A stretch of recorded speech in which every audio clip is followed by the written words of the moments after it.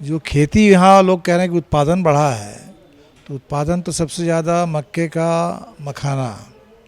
लेकिन उत्पादन बढ़ने से सिर्फ क्या होगा, लोगों को रेट नहीं मिल रहा है। अब दरभंगा में तो एम्स का भी इन लोगों ने बना दिया, ये तो हवा में भी कुछ बना दे सकते हैं। तो ज़मीन पर कितना क्या होता है वो तो देखना पड़ेगा। 12 लाख वालों को इनकम टैक्स में छूट मिल गई। तो आप बिहार में देख लीजिए, जो सर्वे आया था, कितने लोग 12 लाख कमाते हैं। जो बिहार की मांग थी और जो नीतीश जी का वादा था, वो था बिहार के लिए विशेष राज्य का दर्जा। बिना मुआवजा ज़मीन ली जा रही है। 50-50 लाख के किसान के मकान बने हुए थे, बुलडोजर से ढहा दिया गया। ये कांग्रेस का भी ज़रूर मान लीजिए, कुछ कांग्रेस की ओर से भी ऐसी बातें आई जो सुनने में भाजपा जैसी लग रही थी। तो नमस्कार, सिटी पोस्ट में आपका स्वागत है। मैं हूं श्रीकांत प्रत्युष और मेरे साथ हैं CPI-ML के धाकड़ नेता दीपांकर भट्टाचार्य जी। अभी जो बिहार की राजनीति चल रही है, राहुल गांधी दो बार आ गए, लेकिन कहा जा रहा है कि प्रदेश अध्यक्ष के जानकारी के बगैर आ गए। सीधे किसी ने उनको बुला लिया कार्यक्रम में, प्रदेश अध्यक्ष को पता ही नहीं था। इसका क्या मैसेज है? ये तो हम नहीं जानते, ये तो कांग्रेस का मामला है, तो कांग्रेस से लोगों से पूछिए। हम तो पदयात्रा में अभी थे 1 तारीख से 5 तारीख तक, फारबिसगंज से पूर्णिया, और फिर कल हम लोग थे भागलपुर में, और कल देर रात को पटना पहुँचे हैं। कल जाएंगे मधुबनी, कल जाएंगे मुजफ्फरपुर। तो अभी पदयात्रा में जो हमने देखा फारबिसगंज से पूर्णिया के रास्ते में, कि पलायन तो हमेशा से होता रहा है, अब इस बार भी ज़बरदस्त लोग परेशान हैं। जो खेती यहाँ लोग कह रहे हैं कि उत्पादन बढ़ा है, तो उत्पादन तो सबसे ज़्यादा मक्के का, मखाना। लेकिन उत्पादन बढ़ने से सिर्फ क्या होगा, लोगों को रेट नहीं मिल रहा है, कीमत नहीं है, मजदूरी नहीं है, उसका कोई प्रोसेसिंग के लिए कोई इंतज़ाम नहीं है। बजट में अभी एक मखाना बोर्ड की घोषणा हुई, देखते हैं उससे क्या निकलता है। लेकिन कुल मिलाकर के इस पूरे इलाके में सबसे जो बिहार का गरीब इलाका, पिछड़ा इलाका, वहीं से होते हुए हम लोग अभी आ रहे हैं। तो बजट में भी वो इलाका गायब है। बजट में तो मिथिलांचल पर ही फोकस है। मिथिलांचल पर थोड़ा वही मखाना बोर्ड है, और क्या माने फोकस का क्या, अभी आप वो देख लीजिए। वो सब तो बोलते रहते हैं, लेकिन अब दरभंगा में तो एम्स का भी इन लोगों ने बना दिया, ये तो हवा में भी कुछ बना दे सकते हैं। तो ज़मीन पर कितना क्या होता है वो तो देखना पड़ेगा। लेकिन कुल मिलाकर के जिस बजट को लेके इतना हल्ला हो रहा है, कुछ लोगों ने कहा कि बिहार को भी बहुत सौगात मिला है। तो 12 लाख तक जिनकी कमाई है, 12 लाख वालों को इनकम टैक्स में छूट मिल गई। तो आप बिहार में देख लीजिए, जो सर्वे आया था, कितने लोग 12 लाख कमाते हैं। 2/3 बिहार 10,000 से कम आमदनी है महीने में। अब 12 लाख का मतलब महीने में 1 लाख।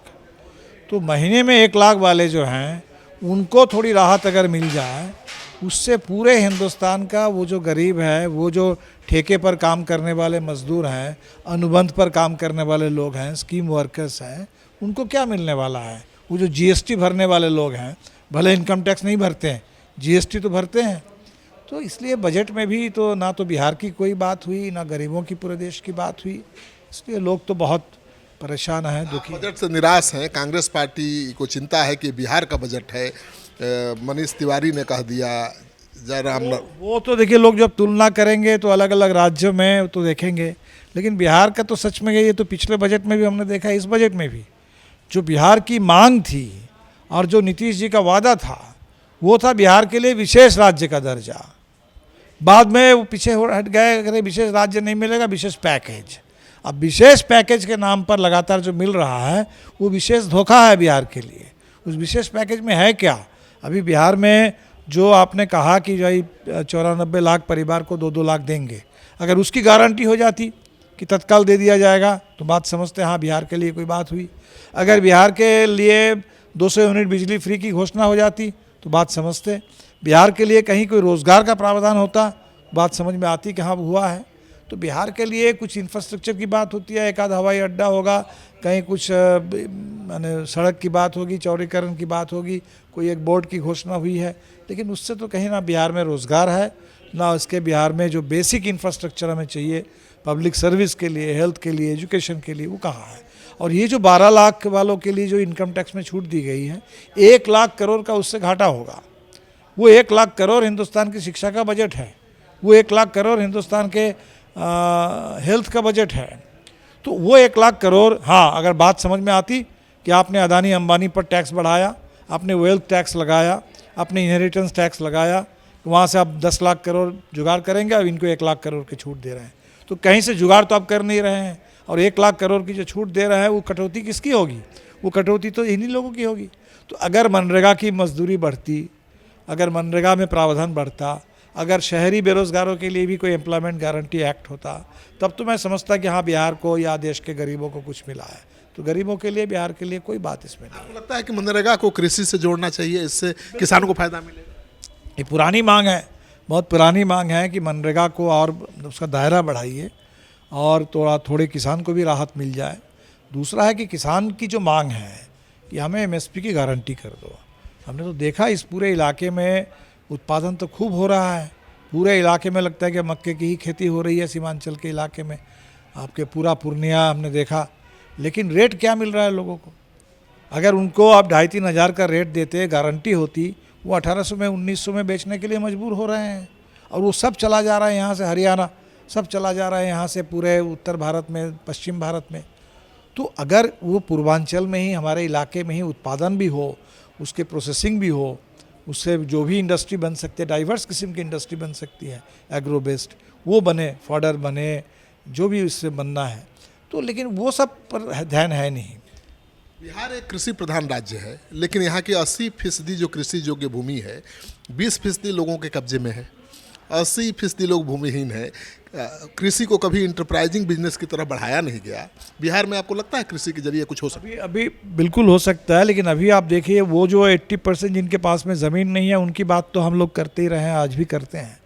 इस बार जो यात्रा में हमने देखा, जो किसान हैं पूरे सुपौल में, हमको आइडिया नहीं था इतने धड़ल्ले से किसानों की ज़मीन छीनी जा रही है।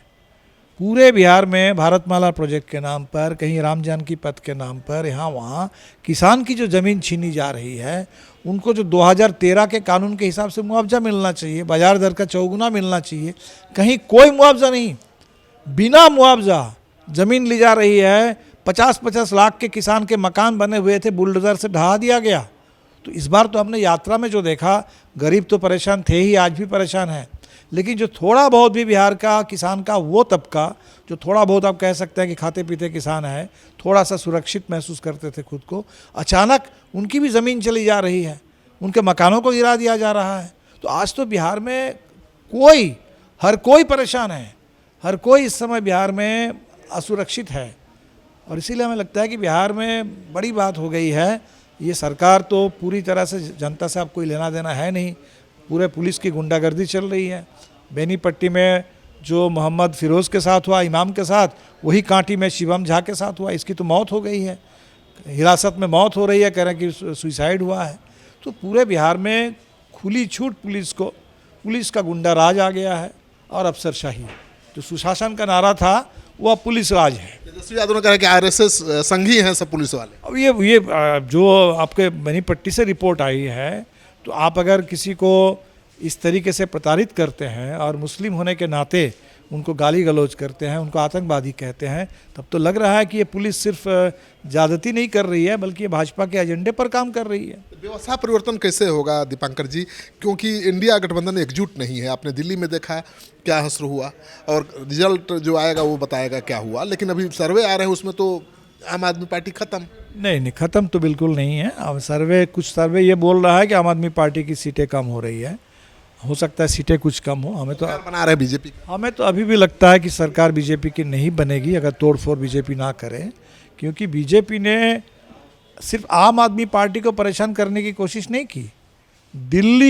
जिस दिल्ली को पूर्ण राज्य के दर्जा देने की मांग कभी बीजेपी की भी हुआ करती थी। चुनाव में बीजेपी के मैनिफेस्टो में ये बात होती थी कि दिल्ली को पूर्ण राज्य का दर्जा मिले। उस दिल्ली को जो भी अधिकार मिला था, सुप्रीम कोर्ट ने जिस अधिकार की पुष्टि की थी, उस अधिकार को छीनने के लिए इन्होंने कानून बना दिया, ताकि दिल्ली सरकार का अधिकार में कटौती हो जाए। कहा जा रहा है कि दिल्ली में तो आम आदमी पार्टी को हराने में कांग्रेस ने अहम भूमिका निभाई है, कांग्रेस ने रास्ता साफ कर दिया बीजेपी। अब ये कांग्रेस का भी ज़रूर मान लीजिए, कुछ कांग्रेस की ओर से भी ऐसी बातें आई जो सुनने में भाजपा जैसी लग रही थी, तो इसलिए ये तो हमें भी लगा कि शायद ये ठीक नहीं है। अलग अलग चुनाव लड़ना अलग बात है, अलग अलग चुनाव लड़ ही सकते हैं। केरल में लोग अलग लड़े हैं, यहाँ भी अलग लड़े हैं, लेकिन हमें अभी भी भरोसा है कि ये आम आदमी पार्टी की बात सिर्फ नहीं है, दिल्ली की बात है। और भारतीय जनता पार्टी ने आम आदमी पार्टी को प्रताड़ित करने के नाम पर दिल्ली के साथ धोखा किया है, दिल्ली के अधिकारों में कटौती कर दी। और दिल्ली के लोग भी, हमें लगता है कि झारखंड की तरह सजग होना चाहिए और अब भाजपा को मौका नहीं मिलना चाहिए। खैर वो तो कल दिल्ली की तरह बिहार में हो गया तो क्या होगा, कांग्रेस अकेले लड़ गई तो? बिल्कुल नहीं होगा। बिहार में मैं आपको बता रहा हूँ, ज़मीनी सच जो है, लोग बिल्कुल सजग हैं, लोग बेहद परेशान हैं। और लोगों को ये पता है कि ये नीतीश कुमार क्या है, भारतीय जनता पार्टी के सामने एक मुखौटा है। नीतीश जी के दाएं बाएं ऊपर नीचे आगे पीछे भाजपा ही भाजपा है। और इसीलिए जो भी इस सरकार से नाराज़गी है, वो नाराज़गी का बड़ा हिस्सा भाजपा के खाते में है, वो अकेले नीतीश कुमार की बात नहीं है। तो बिहार में अगर सुशासन के नाम पर पुलिस राज कायम हो गया, सुशासन के नाम पर अगर भ्रष्टाचार पनप रहा है, सुशासन के नाम पर अगर अफसरशाही थोपी गई, न्याय की जगह पर अन्याय आ गया और विकास के नाम पर गरीबी बेरोजगारी छा रही है, तो इसके लिए पूरी तरह भारतीय जनता पार्टी जिम्मेदार है। और बिहार के लोग इस बात को अच्छी तरह से बिहार के लोग जानते हैं बिहार के में एनडीए कितना इंटैक्ट है। नहीं, तो एनडीए कितना इंटैक्ट है, तो एनडीए सॉरी इंडिया बिल्कुल इंटैक्ट है। और हमें लगता है कि इंडिया गठबंधन तो महागठबंधन पहले से था, इंडिया गठबंधन लोकसभा चुनाव से पहले बना। हमें तो लगता है कि ये गठबंधन आगे बिल्कुल बढ़ेगा। संकेत दे रहे हैं बोल्ड स्टेप लेने का, अकेले लड़ने का। नहीं, पता नहीं कौन क्या संकेत दे रहा है, लेकिन लोग जो चाहते हैं, लोग चाहते हैं कि जो महागठबंधन था, जो इंडिया गठबंधन था, 2020 में कुछ सीटों के चलते हम लोग चूक गए। 2024 में भी अब नीतीश जी ने धोखा दे दिया, तो इसके बाद बावजूद इसके 10 सीट पर हम लोग जीते। और 25 का जो चुनाव होगा वो बिल्कुल साफ हो, जनादेश आए, हम लोग इसके लिए कोशिश कर रहे हैं, करेंगे। तो आप सुन रहे थे दीपांकर भट्टाचार्य जी को, कह रहे हैं कि इंडिया गठबंधन इंटैक्ट है और बिहार विधानसभा चुनाव में नीतीश सरकार की विदाई तय है।